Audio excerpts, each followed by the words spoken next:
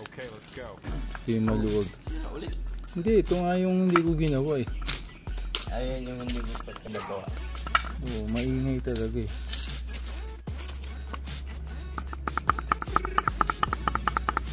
Bakla. Sabi bumaliktad siya. Gumanin. Hindi na nag-gutter. Pupusin ka sa gutter. Sakit yung ulo nila ngayon. Oo namin. May mga kasabay na kami sa likod na nun eh. Kasi